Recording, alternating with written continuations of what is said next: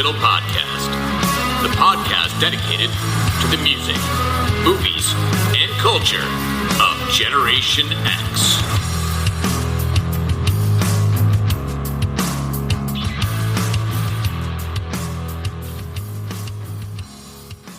What is up, slackers, and welcome to another episode of the Stuck in the Middle podcast. I am your host, Jason Eck, and one of the things they always say about social media and really any kind of media, any kind of content creation, is that the listeners, the viewers, whatever it is, your followers, subscribers, will always tell you loud and clear, without saying a single word, what content they like or don't like.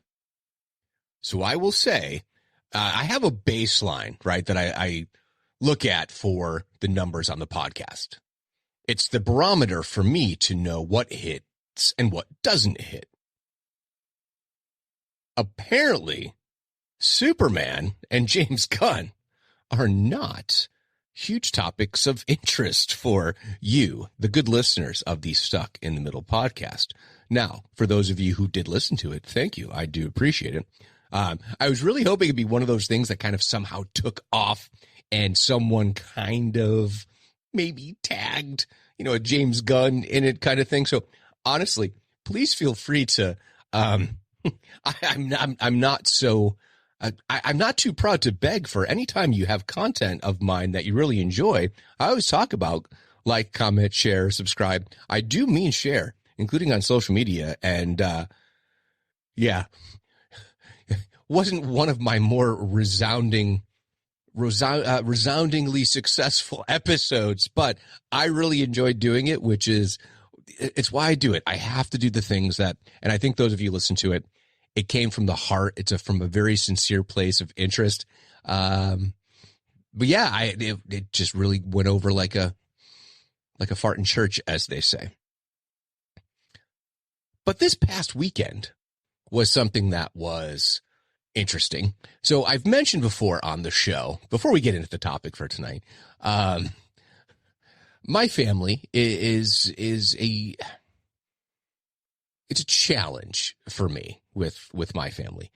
And when I talk about my family, I'm not just meaning my nuclear family, although here in the Eck household, we have certainly had some things that we're dealing with.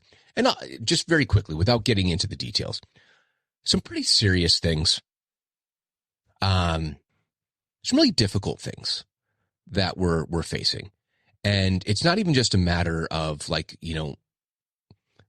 my health, which hasn't been superb as of late, although I did have the surgery for the skin cancer. That was really quite successful. It went very, very well, surprisingly well, by the way. I actually ended up having it done a week early. There was a cancellation. They were able to get me in a week early. So just kind of an update on that. The Moss procedure is gnarly. And I really wasn't sure what to expect. I'd watched some videos and things online, which is sometimes a good thing, sometimes a bad thing. And I am thankful for the location of it versus some other places that it could have been detected. Although having this procedure on my neck has proven to be a challenge, particularly when driving, since I'm literally not supposed to be turning my neck in any meaningful manner. And I still have a couple of days before I could, do too much. But yeah, it is brutal. And the surgeon, she's like, oh yeah, so we're stitching it up now. It's probably about, an inch long. And I go and I look, and yeah, not an inch. It's like a 2-inch long hole in my neck that has been stitched up nicely. And that's great. And I appreciate the work that they did, but they were able to do it in one shot, which is a huge relief. I think I'd mentioned maybe briefly on the podcast about the procedure itself, which is they can keep going layer after layer after layer and continuing to test it. So basically in 30-minute increments. So what they do is the first incision, well, excising, I guess would be the more accurate term. So scalpel, so it's all local anesthetic. Scalpel basically cut a circular hole around whatever the growth is. In this case, a mole that was a carcinoma. And it's an odd sensation, honestly, to have someone just like, cutting pieces off of you, literally. And one of the things I'd seen in the write-ups was that they then cauterize the wound. And she even says to me, she goes, okay, it's like a little heat pen. It's like a little heat pen. And it's basically going to burn the wound closed just in case we need to go back in. We're not going to completely close it up. We just want to stop the bleeding for now. And sure enough, it's like a little soldering iron. And it's the smell of burnt flesh as they stop the bleeding on the wound so they can go ahead and use a contrast solution in order to determine if they were able to catch all of the cancer in one shot, which thankfully they came back about 30 minutes, super efficient, super precise. And they said, hey, we got it all in one shot. So for right now, you're clear. And, every 6 months, go back in and get retested. Now, what I've noticed is there's one on my face that looks very, very similar to the one that was on my neck. And I just don't know if they missed it or they don't want to do too many at once. But I was a little shocked that this wasn't on the list. So if this procedure ends up being done on my face, holy cow, it is a pretty gnarly procedure. In fact, I use, the term gnarly about something like an injury. I was surprised when my oldest away at college, he asked, hey, how did it go? And I sent him a picture of Frankenstein from the original or 1930, whatever, Boris Karloff, Frankenstein. And he's like, what does that mean? And I sent him the picture of my neck. And he's like, oh, bro. We're always kind of careful about not saying, oh, my God, in the house. But his new thing is, oh, my Lord, Lordy, oh, Lord. Like, I don't know where this came from. It's something he's picked up at college. So instead of saying, oh, my God, he's always like, oh, my Lord, oh, Lord. Hilarious. But speaking of him, and this weekend, which is really the point, my grandmother has just turned 90 years old. Now, for some of you, you're going to say, oh, that seems really old for a grandma or really young for a grandma. And I would say it's probably pretty young since I am 49, not quite yet 50. So that means that, yes, she was 39 when she found out she was going to be a grandmother.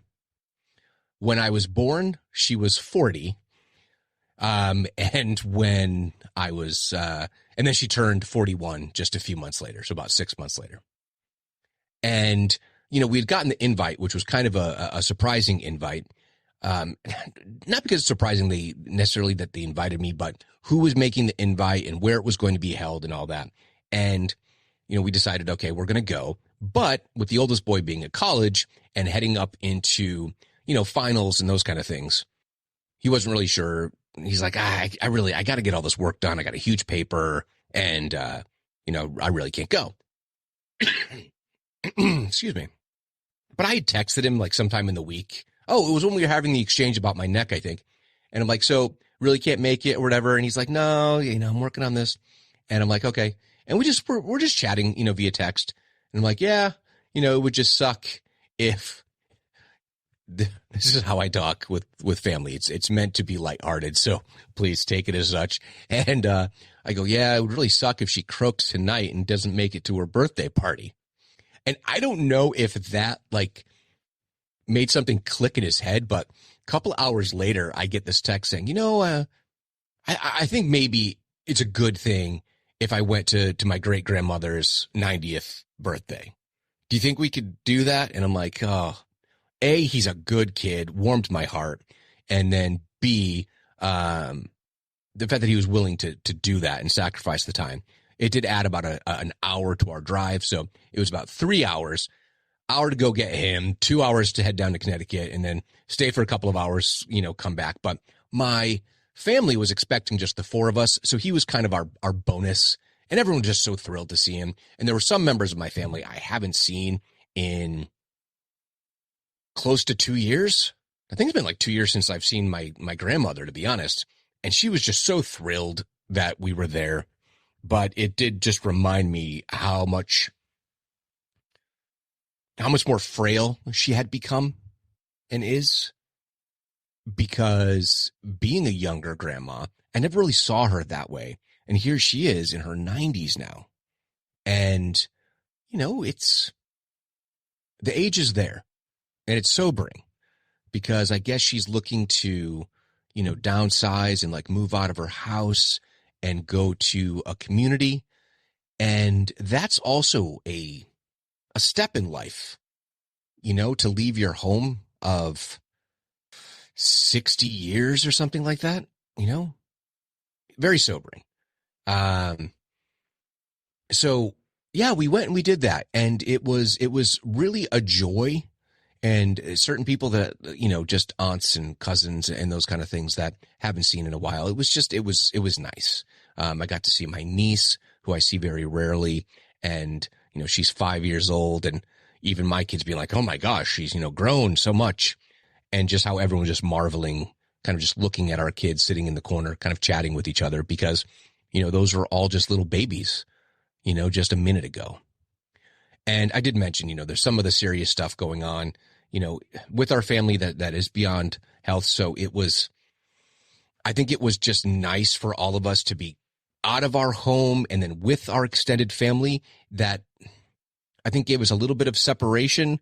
Although I will say that, and I'll probably talk about it in some form or fashion somewhere down the road once we get a little bit further along, because right now we're in the midst of a process.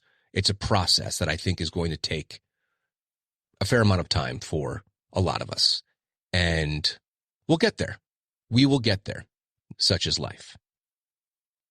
As we're going through this episode tonight, I'm also going to try and work on some of my verbal tics, some of the things that I do that are interjectors, that are transition words that I say far too much. I'd like to limit my uhs and ums and ahs, but also my usage of right. I say it too much, right? Trying to work on that, trying to make it a little smoother, and maybe just pausing a little bit longer instead of filling it with the right or, And so, and we're about ready to, we're going to go ahead and I recognize all these things that I say that are verbal crutches, and I certainly say them in conversation as well. And I'm going to work on that tonight. A little bit of inspiration from some other podcasts that I've been listening to, but also some listeners who have shared with me some podcasts that they do. And there's a few of us out there, our own little community, if you will, that are producing content.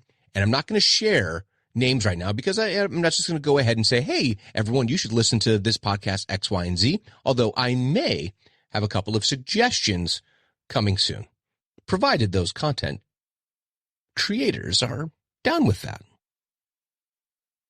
Now it's time to get into the meat and potatoes, meat and taters of tonight's podcast.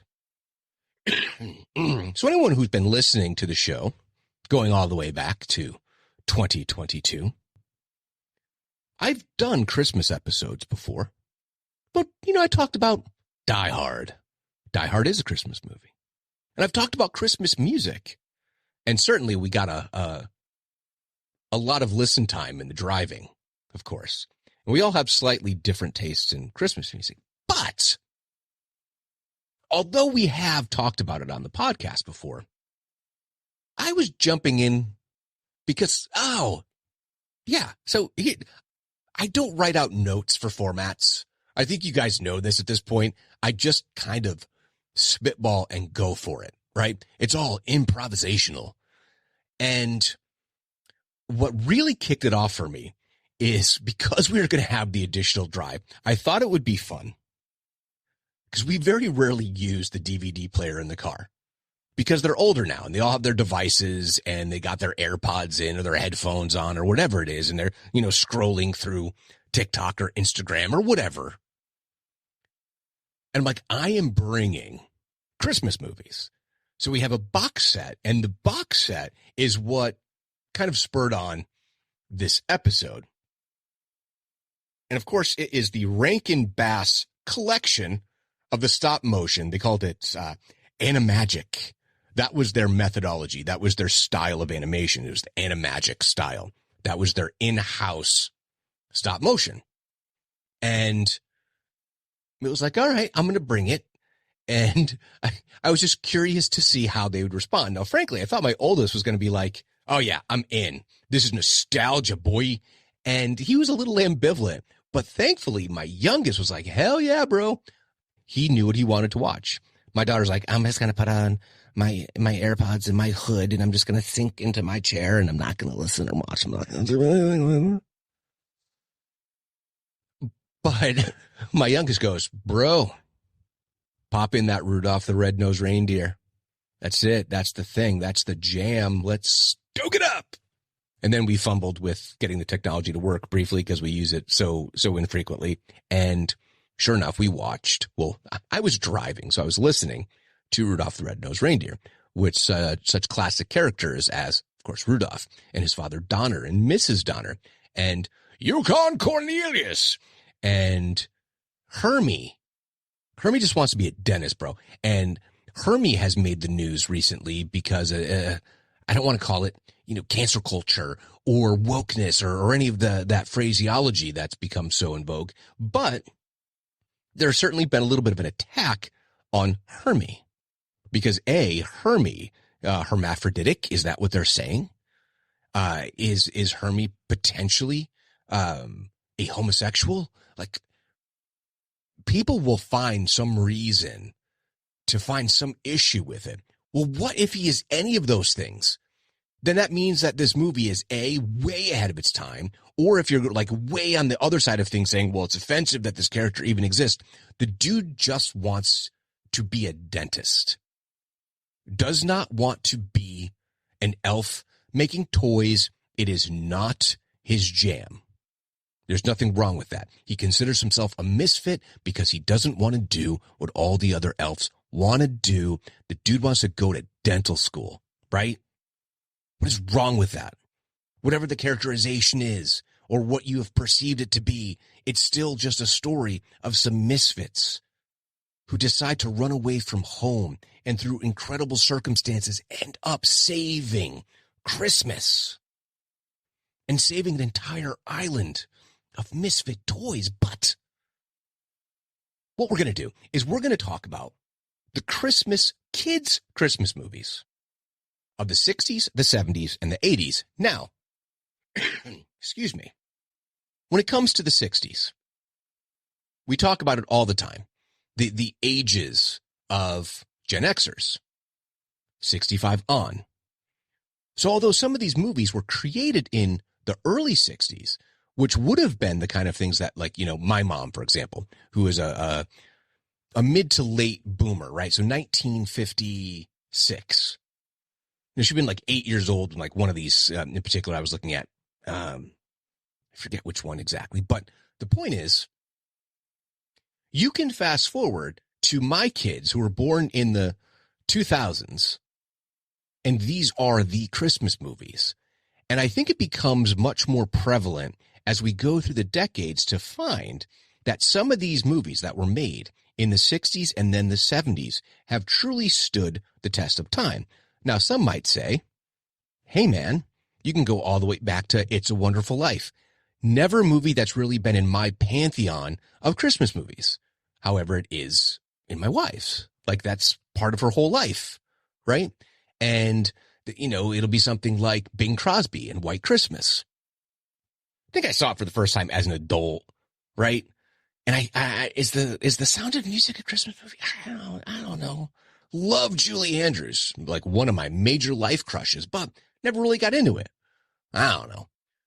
But let's jump in. So for the 60s, some of you've been like, 4 or 5 years old for like the later 60s stuff and been like, okay, you remember it very, very clearly. But I think for most of us, we're seeing it later on, but it's such an identifiable part of our youth. And I don't think that you could really replace some of the magic, the animagic, if you will, particularly of those Rankin Bass ones. So here we go.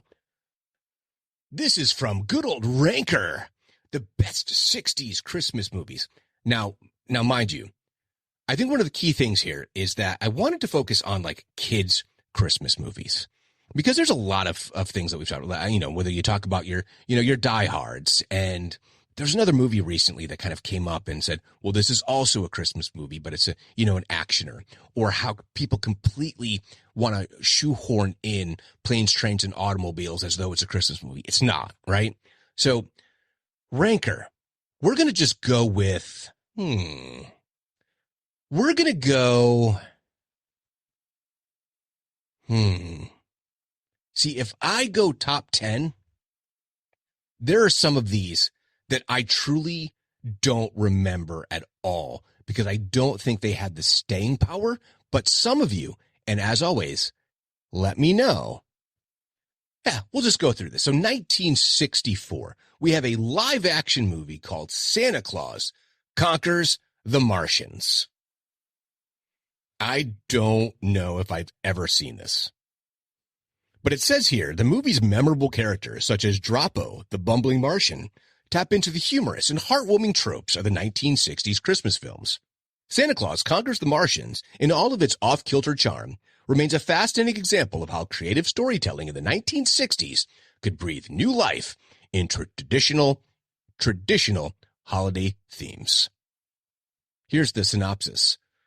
Martian ruler Kimar, played by Leonard Hicks, is upset that the children of Mars are lazy and under the influence of too much pop culture from Earth. They are obsessed with the planet's television programs and don't want to do much of anything. In an attempt to get the kids peppy again, Kimar orders the kidnapping of Santa Claus. That is a crazy 1960s plot, gotta tell you. But tell me, is this in your top 10 list of Christmas movies? Again, this one, I don't know. This one I've vaguely heard of Santa Claus Conquered the Martians. I have a feeling it was one of those weirdo things that my dad thought was really, really cool.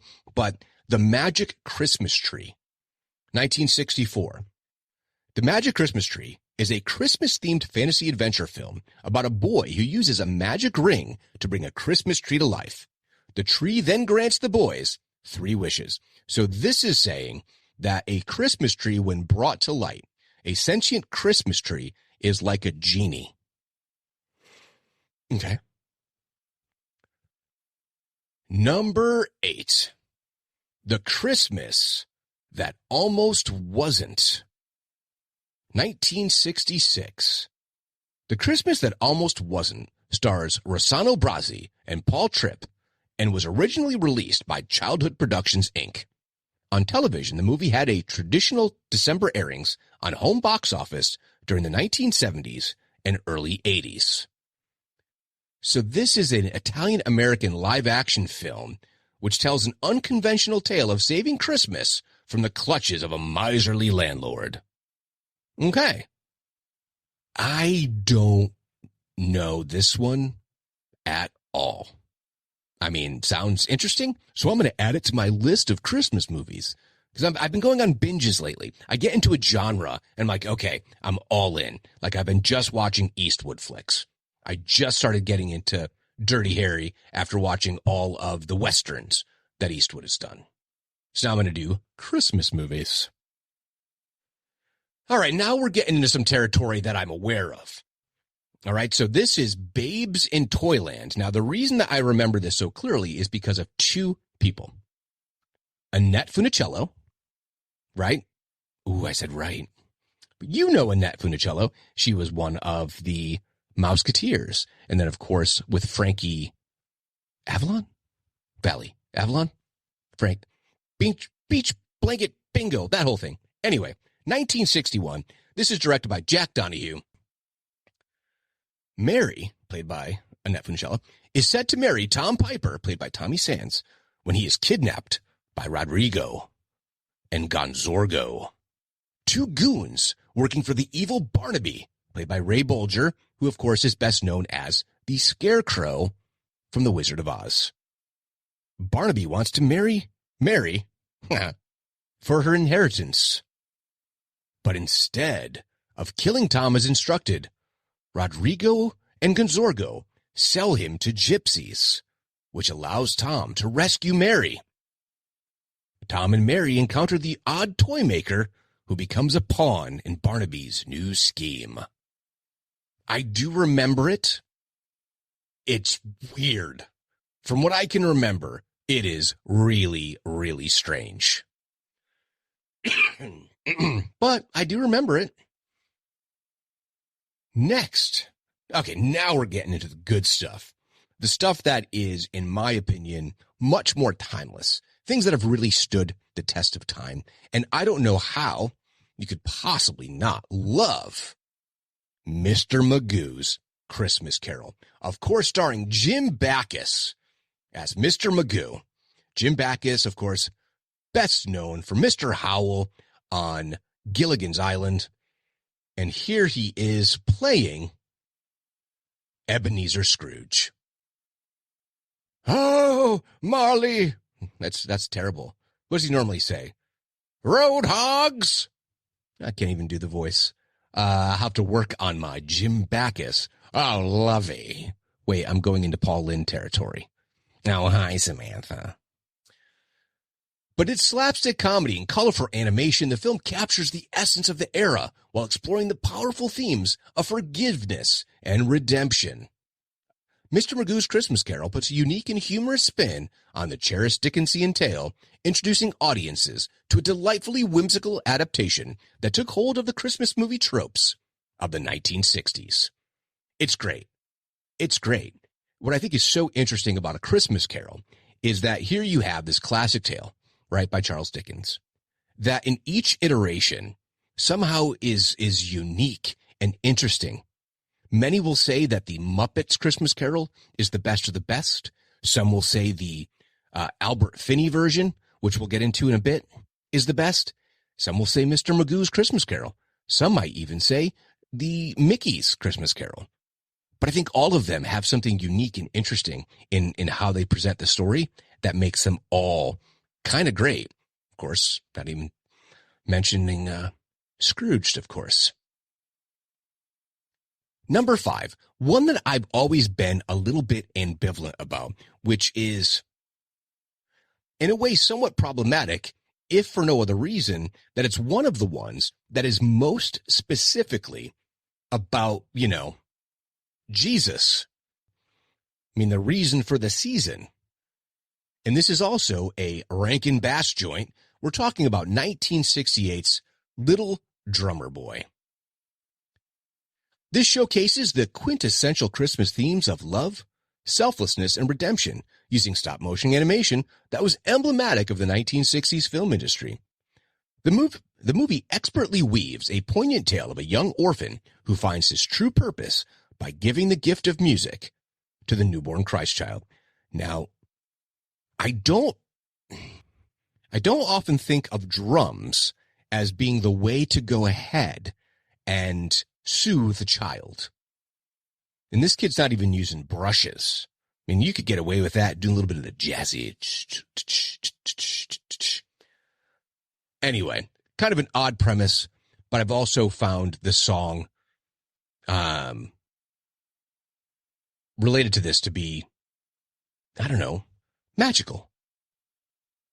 I think there was something here, though, that's missing as far as like the cast, but yeah, it's never been one that's been high on my list.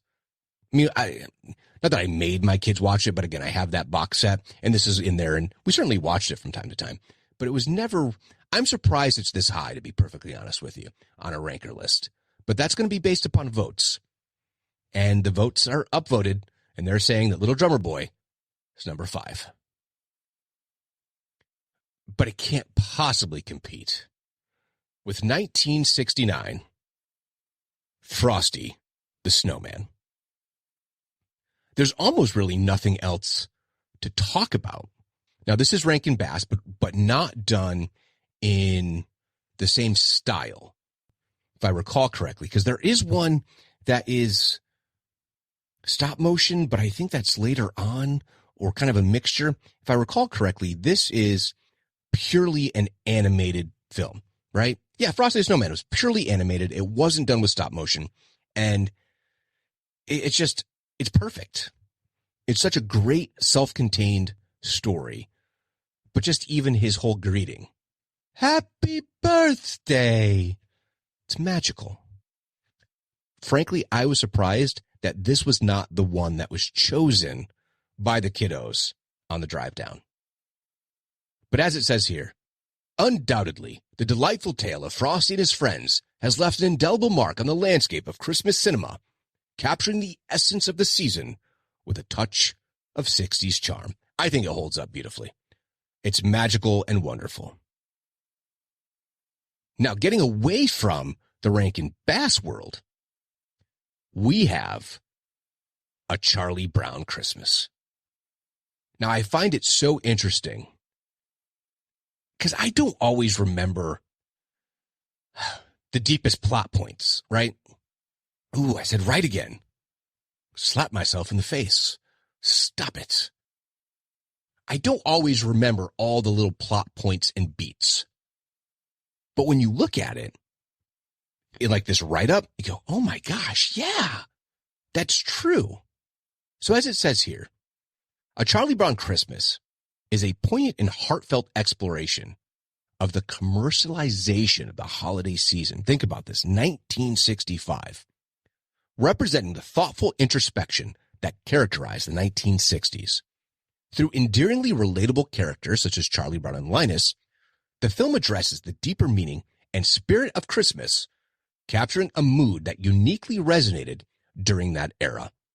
The unforgettable jazz-inspired score by Vince Guaraldi has since become synonymous with the Christmas season, reflecting the innovative and influential artistry driving films in the 1960s. A Charlie Brown Christmas, with its timeless themes, memorable soundtrack, and beloved characters, remains a quintessential example of 1960s Christmas cinema. And I think it just holds up, period.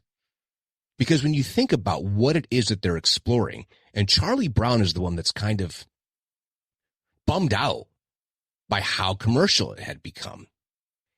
And when you consider, and we could do a whole nother episode, and I will, on Santa Claus, and how the other traditions that existed before that, like Saint Nick is used synonymously, but they're technically different, and Father Christmas is different.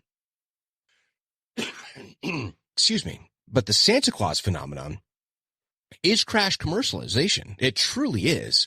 And this was becoming very obvious. I mean, it obviously wasn't as strident as it is today, where it's like Halloween ends, boom, Christmas. As I said before, wait a minute, there's Thanksgiving in there. Like, we have other time in there, other celebrations, but we're so quick to just jump because that's when a lot of retailers, they're making their annual bank during this month. And again, getting away from the Bass Rankin things, Dr. Seuss, How the Grinch Stole Christmas. And I love that the narrator is Boris Karloff. But this was 1966, directed by Chuck Jones, who I think is best known for his work with all of the Looney Tunes. The captivating narration by Boris Karloff and vividly imaginative animation brought Dr. Seuss' timeless holiday tale to life in How the Grinch Stole Christmas, a seminal 60s Christmas film. The iconic movie showcased a villainous character who eventually learns the true meaning of Christmas, illustrating a key theme of redemption that resonated with audiences during the decade. So here's the thing, and it didn't dawn on me until I was listening to a podcast, which is part of the reason why I am going to do the episode on Santa, but also other traditions and how they've become somewhat distilled. And for many of us, in our lifetime, which of course our lifetimes is, quite a bit longer than it was when we were kids, right? Here we are in our 50s and sometimes even 60s, and it's frightening. Well, I guess no. We're not quite there. Oh, are we? No, we're not 60 yet, right?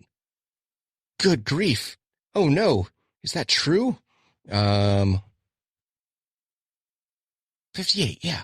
I was just having a brain cramp and going, no, we're not there yet. We're touching 60 on the early end of Gen X, but we're not quite there yet. I freaked myself out there for a minute. But all of this has happened kind of in our lifetime. It's crazy. And number one for the 60s, as I mentioned, right off the gate, Rudolph the Red-Nosed Reindeer. And because that was the one that was chosen, I think it's obvious how beloved the story is. Now, the story of Rudolph the Red-Nosed Reindeer, I could do a whole thing on just the original story and when that song first came out and the book that was accompanying it, because I think there was a whole commercial tie-in. I should have pulled this up. I could probably do that right now. Let's see.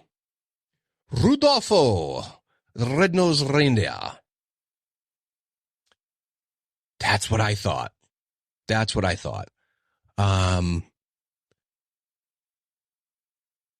Is this the same person? Yes. So May was hired as a copywriter. So it was written by, I skipped over that. Robert Louis May, who was a copywriter for Macy & Company, which became, obviously Macy's, New York City department store. And I believe that this was tied in with a retailer. Yes, Montgomery Ward.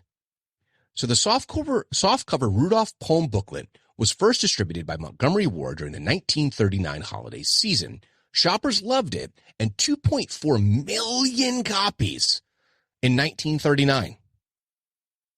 Think about that. 2.4 million copies in 1939. Wartime restrictions on paper use prevented a reissue until 1946. In that year, Montgomery Ward gave away another 3.6 million softcover copies to its shoppers. So you already have a clear commercial tie-in with Montgomery Ward. These are giveaways. It's just like a booklet. And my grandmother had this. No idea where it went. No idea. But then it became difficult to actually find a publisher to really do a book. But eventually, it was first published by Maxton Publishers, which is a small New York company. And Maxton published the first commercial edition of Rudolph just in time for the 1947 Christmas season. 100,000 copies of the now hardcover book sold for 50 cents and was a great success. And now get this. The same was true of RCA Victor's 45 RPM spoken word version, so 45, narrated by Paul Wing with music by George Kleinsinger. Rudolph, from the very beginning, has had a commercial tie-in. And this is the 30s and 40s. So this commercialization of Christmas has been happening for a very long time. And in fact, that's where Santa Claus kind of fits into the whole thing. But Rudolph the Red-Nosed Reindeer, man, I am sold on that movie. It's good stuff. And now we're heading in to the 1970s. Starting off, so as I always say, 1974, a lot of these things are when I was little and my formative years. Now, the first one, I'm really ambivalent on. Because I know that I've seen it, but it's never been in my pantheon. And that's Emmett Otter's Jug Band Christmas. And I am sure some of you, particularly the huge Jim Henson fans, are going to be like, nah, dude, that is top 5 for me. That is every year since 1977. And God bless you. But Emmett and Ma Otter are very poor, but they're very happy and talented singers. Christmas is around the corner, and they both want to get the other a very special present. The prize in the talent show is $50. Both Emmett and Ma get a song ready for the competition. Emmett forms a jug band, and Ma practices alone to vie with the River Bottom Gang. It's fun. It's sweet. I probably haven't seen it since like 1981. I will go ahead and watch it.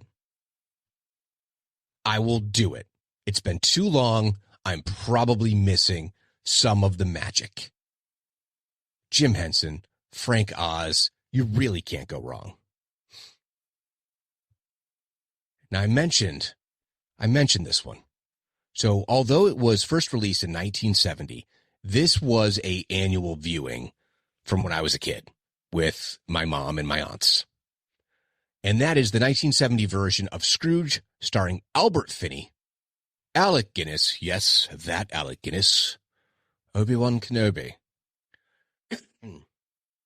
Scrooge, a marvelous adaptation, say it wrong all the time, of Charles Dickens' A Christmas Carol, exemplifies the brilliance of 70s cinema by masterfully showcasing the era's ability to breathe new life into classic tales. No, I think it's the story. Like I said, I think it's just Scrooge. You could have a Scrooge for every generation, and it works. It really does. Even that, what did they call the version with Will Ferrell and Ryan Reynolds? I really enjoyed it. And it was a completely different take. It really spun all of the tropes kind of on its head, but really did it in a very imaginative, but still somewhat true to the spirit of Dickens' tale. It is timeless. It is absolutely timeless. And I think relatable in a lot of ways. I mean, aren't there times, some years, where you're just a little bit more bah humbug than you are ho ho ho? I know I am. In 1980, I do remember this, Rudolph and Frosty's Christmas in July, starring Red Buttons, Ethel Merman, and Mickey Rooney. This is a Rankin Bass. Rudolph the Red-Nosed Reindeer realizes his famous red nose is getting dim. Age will get us all, Rudolph. Santa Claus explains that the glow was provided years ago by Lady Borealis to make sure he could make it through a storm created by the evil Winterbolt, ruler of the North Pole. Lady Borealis put a spell on Winterbolt that sent him into a deep sleep. But now the villain is awake to draw Frosty the Snowman into a plot to extinguish Rudolph's nose for good. It has been a minute since I've seen that. I don't recall exactly how it all plays out. Yes, the good guys win, but I really don't fully remember this story. And as I started to read it, I'm like, oh yeah, I remember this, but I think there's another one that might be on the list, or I'm expecting is going to be on the list. That's the one that I'm thinking of. Because I think Rudolph and Frosty had another team up. Frosty's Winter Wonderland, 1976, starring Shelley Winters, Paul Frees, and Dennis Day. Again, Rankin Bass. This is an animated Christmas television special produced in 1976. It is the second Frosty special and is a sequel to the 1969 Frosty the Snowman special, written by Romeo Mueller, with narration provided by Andy Griffith. Overflowing with warmth and visual poetry, Frosty's Winter Wonderland proves that 70s Christmas cinema was a true force of creativity and inspiration. Yeah, I don't remember that one as much. That's not in my box set. I should write someone. Not that anyone is buying DVD box sets anymore. Oh, Jack Frost, 1979, Buddy Hackett. Oh, good grief. Don't you remember Buddy Hackett?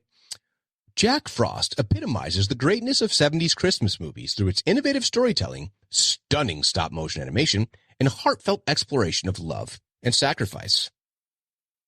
But Jack Frost, along with Santa and the Grinch, are all really based upon some Scandinavian and Nordic mythology. So if you think about it, the Grinch is just Krampus.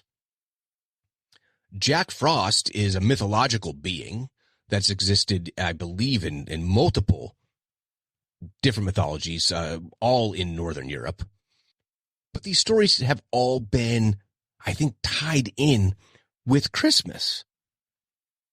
And I think part of that is beautiful because one of the things that's happened throughout history, particularly when you think about the Roman Empire, is the incorporation of various different elements of culture and kind of mixing it all together and blending it all together. And that's what many of these traditions, they still stem from some historical piece from this part of Europe and that part of Europe, and how we're all kind of intertwined and how these stories all kind of make sense across all different types of, mindsets. I mean, Europe is a place that they're all bordering upon each other, but they couldn't be more different in their culture and in their histories, even as much as they have shared histories. Now, 1976, this is the one I'm thinking of. And it's actually not with Frosty, I guess, and I thought it was. Rudolph's Shiny New Year. And I only remember this because I believe, if I'm remembering correctly, the old year goes out very, very old, and then baby New Year comes in. In the television special, Rudolph has just come back from delivering Christmas presents with Santa Claus when he's asked by Father Time to find the next baby New Year before midnight on New Year's Eve. The baby, named Happy. Oh, I remember this. The baby named Happy was humiliated and laughed at constantly by everyone he met because of his large ears, and thus ran away. Unless Happy is returned in time to take his position as the new year, the old year won't end, and the date will perpetually remain December 31st forever. What a crazy bit of peril. You're going to be stuck on December 31st forever if you do not save this child. That is so interesting of a concept. Sent to assist in this journey are the agents of Father Time, General Ticker, a military clock. Oh, that's such a great design. And the great 5:15, a camel with a large timepiece in his hump. Rudolph first travels to the island belonging to 1 million BC, or OM for short. And OM is a caveman whose island is anachronistically inhabited with friendly dinosaurs. I mean, it's crazy. It is such a crazy story. I'm not even going to do the whole write-up, the whole summary of the story, because it's just too batshit. And that's what's so wonderful about it. It is out of its mind, and I think I have to watch this. It is bonkers, and I remember it being bonkers, even as a kid. Number 4, A Flintstones Christmas. Mel Blanc, everybody knows Mel Blanc. Is it Blanc? Blank? Blank. Henry Corden and Hal Smith. And isn't this just another kind of, I think there's a Dickens moment in there, right? But The Flintstones Christmas is a 60-minute animated Christmas television special featuring the Flintstones. It aired on Wednesday, December 7th, 1977, and is not to be confused with the 5th season episode, Christmas Flintstone, which aired Friday, December 25th, 1964, during the show's run on ABC. So remember, the Flintstones were a juggernaut and prime time animation. The special has been seen on WGN and in 2010 aired on ABC Family as part of their 25 Days of Christmas. But yeah, I think it's like a mixture of a whole bunch of stories, all kind of mixed into one. So kind of an anthology, I believe, because the cover appears to be Fred dressed as Ebenezer Scrooge with Bam Bam as Tiny Tim. I am getting that right. I believe that's how it is. It's a compilation of different stories. I'm not sure who is telling the stories though. But yeah, Flintstones. Gotta love it. Oh yeah. So I mentioned Paul Lynde. So we have 'Twas the Night Before Christmas here at number 3, Paul Lynde and Mira. So you know Ann Mira is the mother of Ben Stiller and Martha Ray. This was also 1977, directed by Tim Kiley. 'Twas the Night Before Christmas is a 1977 made-for-television special loosely inspired by the 1823 poem A Visit from St. Nicholas by Clement Clark Moore. The combination of engaging voice acting, catchy musical moments, and heartfelt messages showcase the brilliance of 70s Christmas cinema, making it a timeless classic. But I don't really super remember it in detail, and I don't remember watching it more than maybe once or twice when I was little. I'll have to revisit it. Now here's the good stuff. Here's the good stuff right here. Number 2, The Year Without Santa Claus, starring Mickey Rooney, Shirley Booth, and Dick Shawn, released in 1974, Rankin Bass, stop-motion animagic. The Year Without Santa showcases the imaginative power of Christmas movie scenes by putting a fresh spin on the typical holiday narrative. It bravely explores the vulnerability of Santa Claus as he navigates through personal struggles, providing a more relatable and humanistic version of the classic character. Let's see here. Mrs. Claus. Excuse me, folks. Mrs. Claus shares the story about the year Santa decided to take a vacation when he became convinced that there is no more Christmas spirit and people no longer care. Mrs. Claus sends Jingle and Jangle Bells, along with the reindeer Vixen, to find children to convince Santa that the Christmas spirit is still important. If they can get the troublemakers, Heat Miser and Snow Miser, to agree to help, they might just help Santa see how much he is appreciated. Come on, man. Heat Miser and Snow Miser? Legendary. Wonderful characters. Such good stuff. Gonna have to watch that this Christmas time. And the one that kind of kicked it all off. Well, obviously some of the Rankin Bass stuff's from the 60s, but I mean, as far as the franchise of Mickey Rooney as Santa Claus is basically the backstory, if you will, the origin story of Santa Claus in Santa Claus is Coming to Town. I mentioned Mickey Rooney, Fred Astaire as your narrator, and Keenan Wynn. Rankin Bass, released 1970. A lanky mailman, voiced by Fred Astaire, tells the story of Santa Claus. Adopted by an elf family named Kringle. Sounds familiar. Buddy the Elf was adopted by an elf family, but they were named Kringle. Young Chris longs to help restore the Kringle reputation as toy makers to the king. But the evil Burgermeister Meisterburger has outlawed toys in Somber Town. Overcoming the opposition of both the Burgermeister and the Winter Warlock, Chris begins delivering toys, not only to the children on Somber Town, but all around the world as well. I mean, it is a collection of great songs and vignettes and how it goes from scene to scene. It gives you these great characters.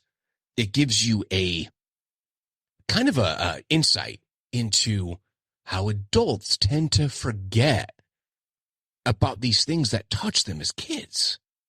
Burgermeister Meisterburger, man, he just needed to be reminded that he was once a little boy who loved Christmas.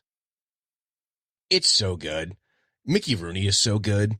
And they say, the lanky mailman, it just is Fred Astaire, just animated. But it's such a great, great movie. It's a beautiful story, and they do such a good job of it and kind of tying in and making the story of Santa Claus contemporary. If, of course, you kind of disregard what I've just said earlier, which is Santa Claus is basically a creation that was commercialized, and they tried to at least give this some meat and some gravitas and a little bit of its own mythology. But again, reason for the season is Jesus. But Santa Claus is a fun character and certainly one that makes it really enjoyable for kids. And I will tell you, I have zero regrets about anything when it comes to Santa Claus and my kiddos. Excuse me. So now we are headed into the end here. And once again, I have just been going long. After a bunch of short episodes, I'm now just like spewing all over the place. Sorry, folks. The 1980s. Now, I glanced at this list earlier because I wanted to run this particular one by my wife, who I'd mentioned before. You know, she's just 3 years younger than me, but sometimes that 3 years difference might as well be like 10 years when it comes to certain content. Sometimes, you know, musical genres, where they are in space and time, but also the fact that she had a relatively sheltered childhood when it came to media versus me, where I had like no restrictions, right? So I kind of went through the list, and she's seen most of these in her childhood. And I agree. But I also realized that I stopped watching, and I think this is like true for all of us when we say that, you know, a lot of us probably still listen to music that we listened to in high school. I feel like I relate so much more to the stuff from the 70s, even though I wasn't watching some of those things until late 70s, early 80s, but somehow I relate more to those things than I do some of the 80s stuff. And I'm just not sure why. But here we have Ernest Saves Christmas. It's an offbeat 1980s version of the Santa Claus. Santa doesn't fall off a roof like in the Santa Claus, but he is looking for a successor. And of course, Ernest is a taxi driver who attempts to help Santa fulfill his mission. Yeah, not bad. Good. My wife's like, I kind of love Ernest. Okay. Then you have A Very Brady Christmas. You know, the Brady Bunch have been off the air for a little over a decade when A Very Brady Christmas arrived in 1988. The movie was yet another unpredictable 1980s comedy. The squeaky clean Brady kids are now adults with grown-up problems, and everything they're dealing with comes to light in their one and only Christmas movie. Of all the sequel films and series that transpired, A Very Brady Christmas is surely one of the better ones, since it does have Florence Henderson and Robert Reed in their role as Mike. Oh, no, Brain.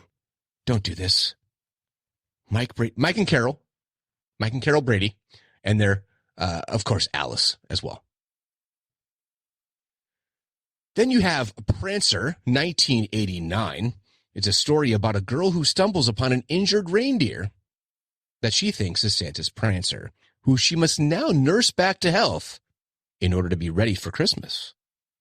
But things get complicated when other people find out about her Yuletide project. I don't think I've ever seen Prancer. I don't think I've seen it. Is it good? Let me know. Is it worth watching? Should I add it to my list? This one I've seen, because this one's great, and I watched it last Christmas, and I watch it probably every other year, and that is Scrooged. I've said it enough times. A Christmas Carol is so wonderful. It's so great. But then you give me Bill Murray? This time, Mr. Bah Humbug is a television executive, appropriately named Frank Cross, played by Bill Murray, who gets a chance to reverse his selfish path. I think it's Andy McDowell, right? Is Andy McDowell the love interest in this? No, wait. That's the love interest in Groundhog Day. Who is the love interest in Scrooged? I do know that Carol. Oh my gosh. Carol Kane.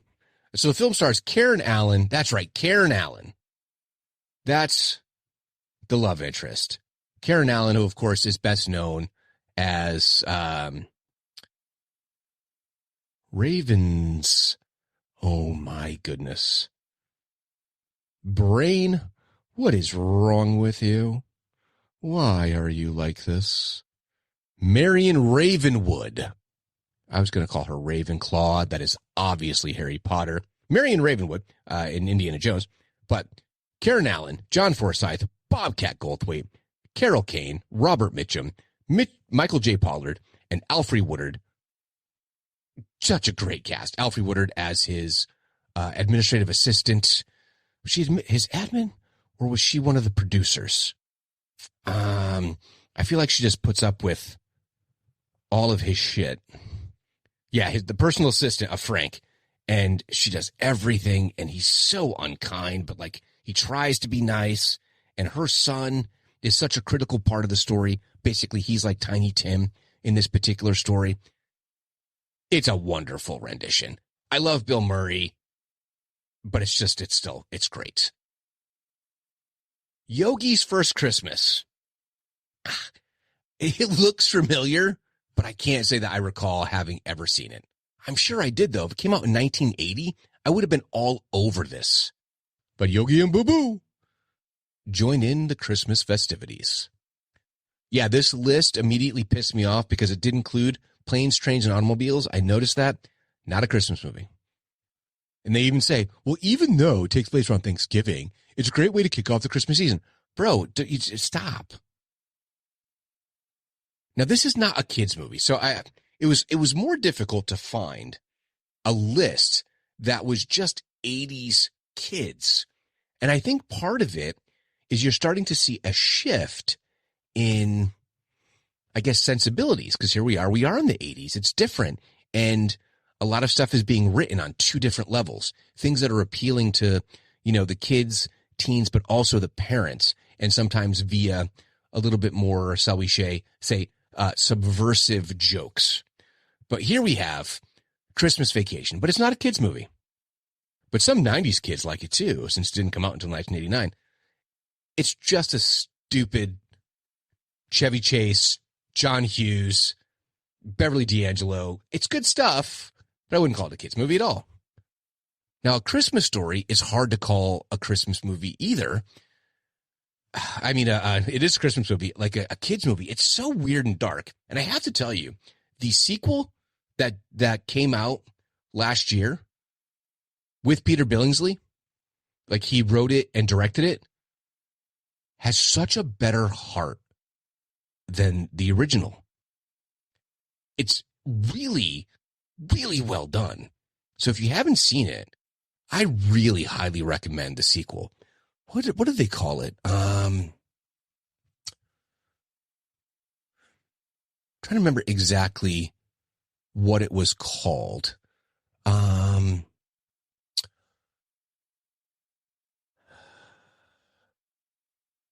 don't know why this is so... A Christmas Story Christmas, idiot. Why? Why could I not remember that that's what it was called? A Christmas Story Christmas, with Peter Billingsley reprising his role as Ralphie. It was so moving and so wonderful. And I think if you've lost a parent, you really can relate to it in a really deep way. There's a connection to it that I completely got. Now, I didn't have the same kind of relationship with my dad that Ralphie had with his, but it was still very, very relatable and really well done. Both as a writer, a performer. It's just, I don't know. I think it was unexpected just how good he was. But he actually gets a shout out in this little article because he's had a couple of Christmas movies. So he was in 4 Christmases as a ticket agent. He was in Elf as Ming Ming, the elf, Christmas Story Christmas, and of course the original, A Christmas Story. So Peter Billingsley, he is a Christmas king, y'all. So give it up for Ralphie. And there we are. I talked too much tonight. I did it again. Trying to give you long episodes. A lot of meat on the bone as we head into this joyous season. I'm going to go and do a little editing here because you won't hear it. But a couple things happened during this podcast. But I'm actually going to catch it this time and fix it. The magic technology. So tell me, what are your favorite Christmas movies from our childhood? Like keeping it on the actual, truly, like designed to be a Christmas movie, not happenstance Christmas. I will die defending Die Hard as a Christmas movie. But I'm talking about the lighthearted stuff, the true reason for the season, kind of movies, and what didn't make these lists that I was able to pull down off the old interwebs. I would love to know, and what movies are worth watching, and what movies might be good to share with my kids who are now in their teens that maybe haven't seen something that's a little bit older than, when I say older, age appropriate. I would love to know. And how can you do that? You can let me know via email at stuckinthemiddlepod@yahoo.com. You can find me on Instagram, X, and YouTube at StuckPodX. Head on over to the Facebook page, Stuck in the Middle, a Gen X podcast. Like, comment, share, leave 5-star reviews, and most importantly, please, subscribe to the podcast. So, until next time, later, slackers.